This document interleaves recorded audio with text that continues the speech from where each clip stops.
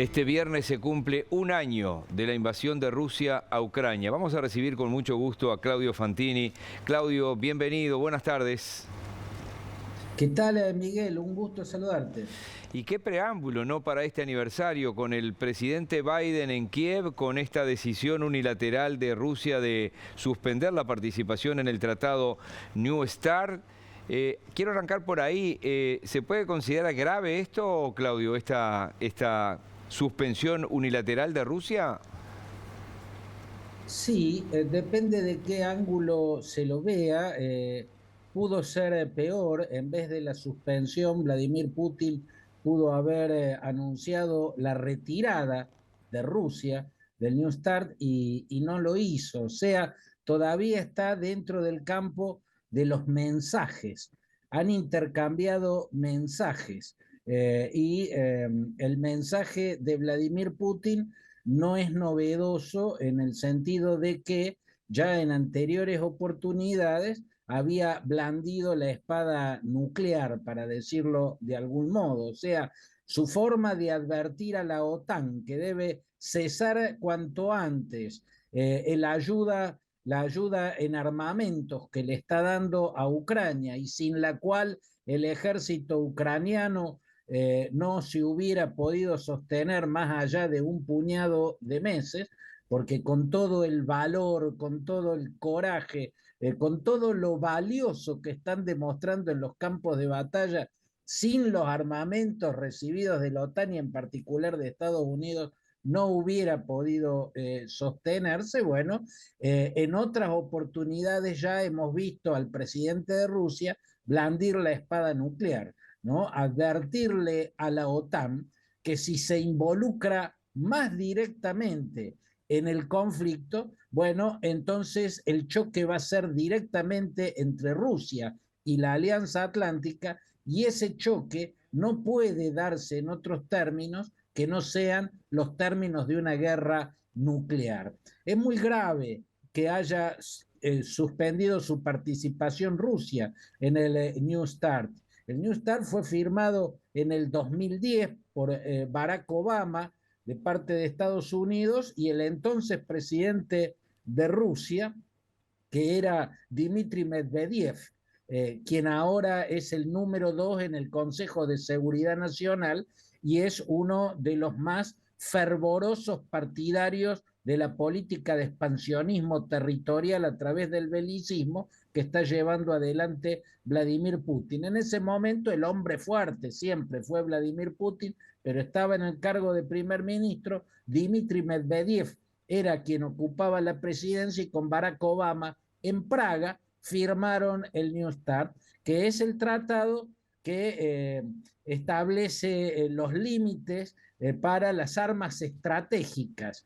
Y en última instancia, este tratado, que había sido ratificado en el 2021 por ambas partes, era el último, el único que quedaba, ¿no? El último de los tratados y el único que quedaba vigente en cuanto a tratados de reducción armamentística se refiere. Por eso es muy grave. A la vez hay que decir, pudo ser más grave aún. Y también hay que decir, no es novedoso, porque la señal que ha querido dar Vladimir Putin es una señal que ya había dado. Si escala el choque directo entre la OTAN y Rusia, ese choque se va a dirimir en términos de guerra nuclear. Bueno, casi que me dejás sin una segunda pregunta. Claudio, ¿se puede tomar esta decisión de Putin como algo, como una respuesta inmediata a la presencia sorpresiva de Biden el otro día en Kiev? Sí, Miguel, yo creo que sí, yo creo que fue una respuesta a la presencia de Joe Biden, porque el viaje sorpresivo de Joe Biden a Kiev fue un mensaje en sí mismo. El mensaje fue que el mundo viera al presidente de Estados Unidos en Kiev, en la capital de Ucrania, que el mundo viera un encuentro entre Biden y Zelensky en la plaza del Maidán, el escenario de las grandes revoluciones antirrusas que se dieron en Ucrania tras la disolución de la Unión Soviética, contra esas políticas de injerencia permanente que practicó Rusia para manejar a Ucrania. Allí en la plaza del Maidán se dio la Revolución Naranja y luego se dio esos sucesos que se llamaron el Euromaidán, ¿no? Que fueron los levantamientos populares contra el presidente prorruso Víctor Yanukovych, cuando Yanukovych se negó a implementar los acuerdos que había firmado el anterior presidente, el antirruso Víctor Yushchenko, de asociación económica entre Ucrania y la Unión Europea. Yanukovych, un prorruso, había ganado las elecciones prometiendo que iba a cumplir esos acuerdos, que los iba a implementar, y después, por presión del Kremlin, por presión de Rusia, se echó atrás. Eso hizo estallar el llamado Euromaidán. El escenario principal fue esa plaza donde se mostró al mundo Joe Biden en estos días. Ese mensaje fue claro y contundente, Miguel. El mensaje es: vamos a seguir apoyando a Ucrania, aunque se nos estén agotando las capacidades de producción de municiones, tanto a los norteamericanos como a los europeos,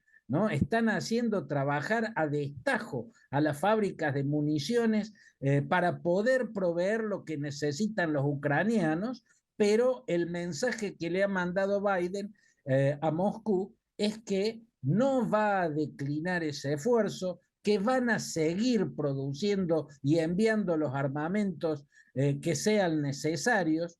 Eso no significa que ya le hayan dicho que sí a Zelensky en los aviones caza que está pidiendo, ¿no? Pero ya acordaron enviarle los tanques. Los norteamericanos le van a mandar los Abrams, los británicos le van a mandar algunos tanques Challengers, los franceses le van a mandar tanques Leclerc y los alemanes los tan deseados tanques Leopard que tanto estuvo pidiendo Zelensky. El mensaje de Biden fue, en síntesis, la OTAN va a seguir enviando armamentos para que Ucrania continúe resistiendo en los campos de batalla. La respuesta de Vladimir Putin fue la de blandir la espada nuclear, esta vez dando ese paso tan temerario, tan irresponsable, suspender la participación de Rusia en el único tratado de desarme que quedaba en pie, el New START. Muy bien, vamos a seguir contigo en los próximos días porque está pendiente, como tú anunciabas también hace algunas horas, esa posible reunión entre el presidente chino y el presidente ruso. Te mandamos un abrazo, Claudio. Abrazo grande, Miguel, hasta cualquier momento.